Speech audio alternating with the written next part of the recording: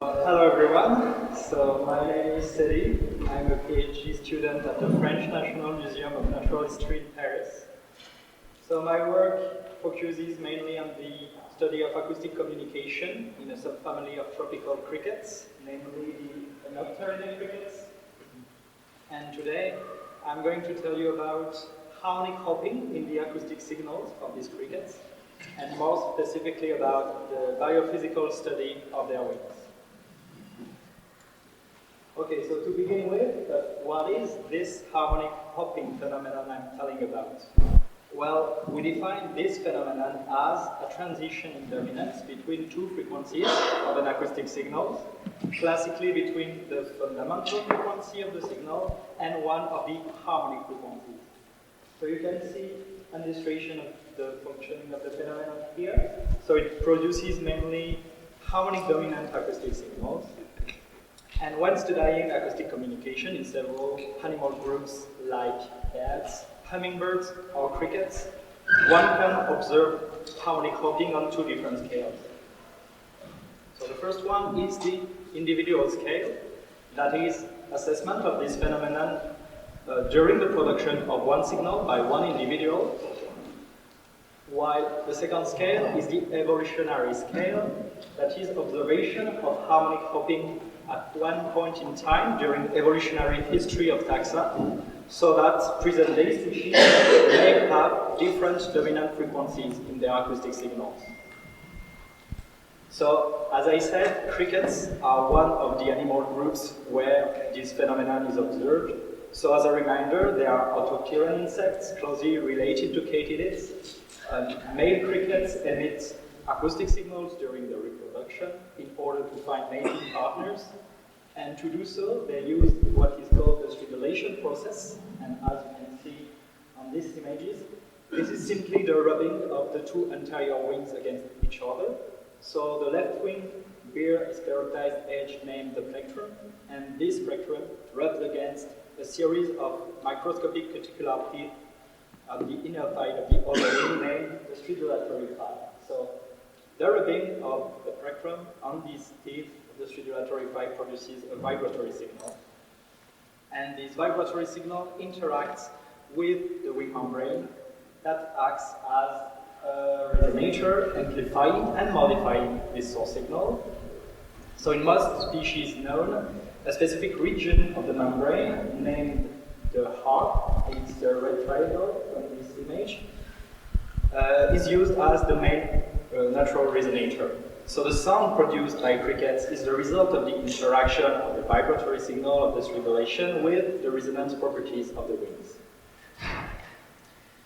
So in this subfamily of tropical crickets, the Eneopterinae, several phylogenetic studies have shown two main events of harmonic hopping during the evolutionary history. The first one is a transition occurring between the fundamental frequency of the signal and the third harmonic at the base of one specific tribe named the Gaiddon tribe. And the other one, more recently, is a second transition from the third harmonic to the second harmonic at the base of a subtribe, the Gaiddon. So as you can see, depending on the species you're studying, they may have very different dominant frequencies in their acoustic signals. So during my PhD, I'm interested in two main questions. The first one is, what are the physical mechanisms underlying this phenomenon at the individual level? And the second one is, how did these mechanisms come about during the evolutionary history of these crickets? So today I will focus on the first one of these two questions. And we have chosen to explore this issue from a biophysical perspective, and to find in which way the wings of species with and without these dominant harmonic frequencies differ in both their structure and their vibroacoustic behavior. And to do that, we used the finite element method to build realistic vibroacoustic models of these cricket wings. So our goal was to reproduce the vibroacoustic behavior of the wings for two species, to compare the models with each other, and to test the effect of variation of parameters on these models. And in order to build the models, we also used data of in-depth characterization of present-day species wings, like the 3D CT scanning of the wings, laser Doppler vibrometry studies, and sound recordings of specimens. So we have chosen two species to be modeled. The first one is a species outside of the Lepantini tribe called Nisitrus malaya. So a dominant fundamental frequency characterized its calling song, as you can see right here. But you can also see a clear harmonic series with a clear second and third harmonic. The second one is a species of this specific tribe, the Lepantini, Ponca evardi, so which a dominant third harmonic in the calling sound. So, to build these finite element models, we proceed in two main steps. The first one was the construction of the geometry of the model. So, to do that, we import both the general shape of the wings and the venation patterns into a specific software and console into physics. So, we took the data from the CT scannings of the wings. The second step was to set up the models. So we took, again from the CT scan, information about thickness values for both the membrane of the wings and the diameter of the different veins.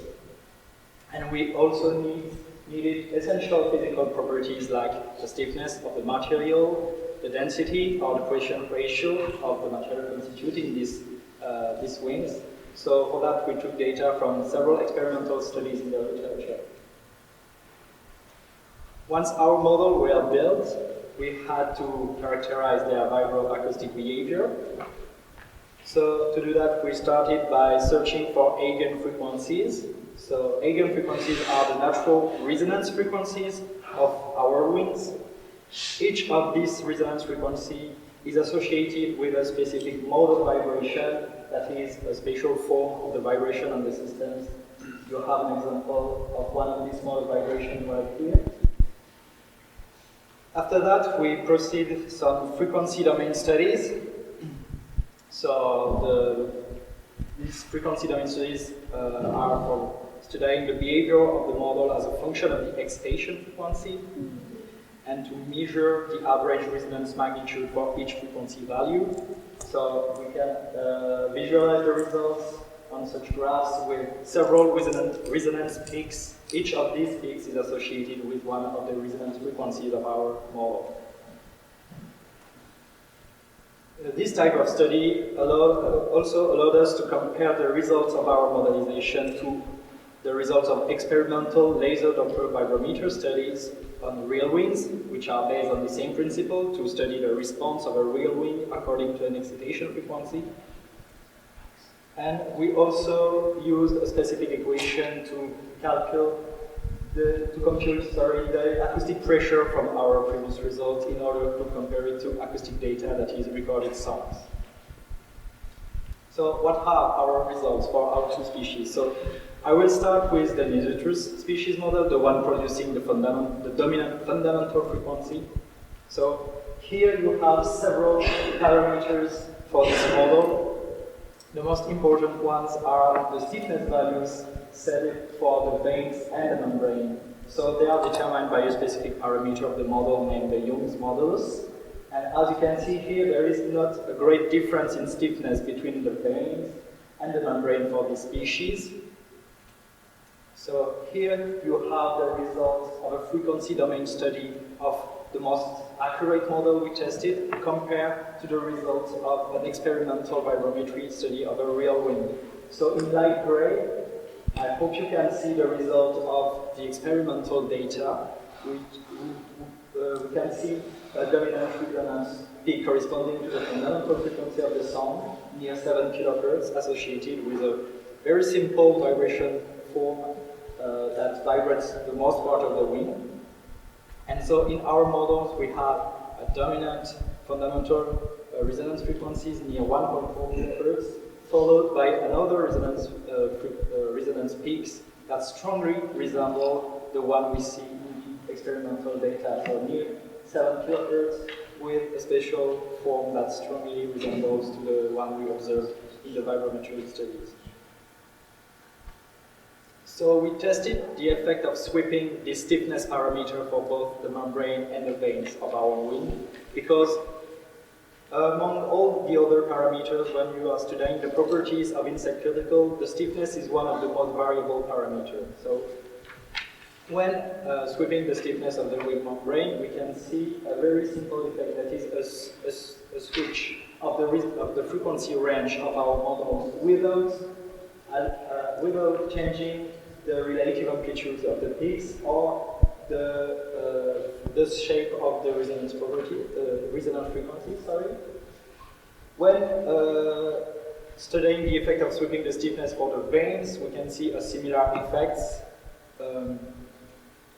But when setting very high frequency values for the stiffness of the wing, it can have an effect while changing this special shape of the resonance frequencies for very high values. But in general, we see not great role of the venation in the behavior for this species.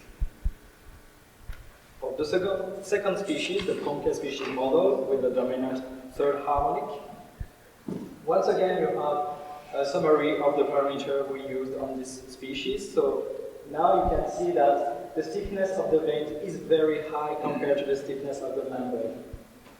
And this stiffness ratio is important because it allowed us to have a very accurate model for this species. So here, once again, we have the result for an experimental study of a real wing of the Ponca species. So we can notice 3 resonance peaks associated with the fundamental frequency, the second harmonic, and the famous third harmonic that should be dominant in the acoustic data. But here you can see it is clearly visible, but not very dominant. It may be an effect of the wing we used for this study. But the more important to remember is what is the shape of the vibration corresponding to the third harmonic of the species. So when visualizing the result for our model, we can see, once again, a dominant fundamental resonance mode may be correlated to the resonance peak just next to this one. We have a very similar shape for the peak corresponding to the fundamental frequency.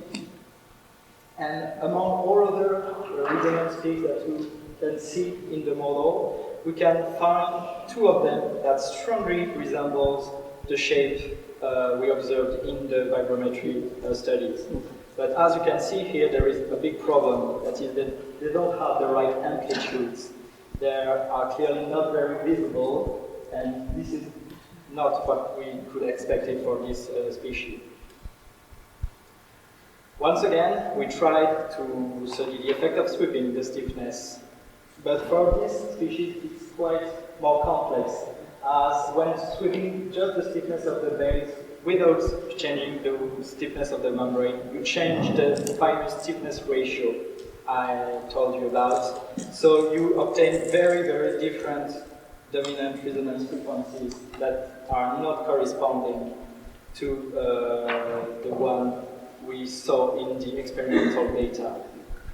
But when we are sweeping the stiffness of the model while respecting this general stiffness ratio, you can see that there is the same effect of shifting the frequency range of our wings without changing the shape of the resonance frequencies we observed.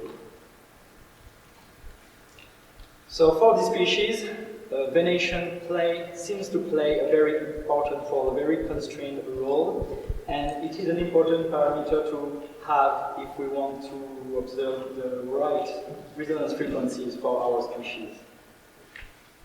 So to conclude, the behavior of our first species, the Nizitrus species, closely matching our experimental observations.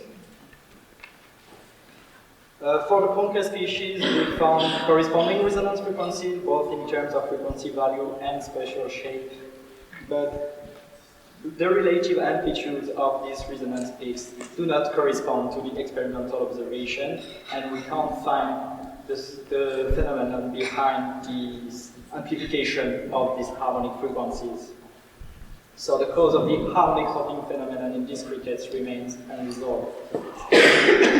So for future studies, we want to study potential nonlinear behavior of our wings, because for the moment our models are strictly linear, that is, the equations behind these simulations are strictly linear. And so amplification of harmonic could be a nonlinear phenomenon.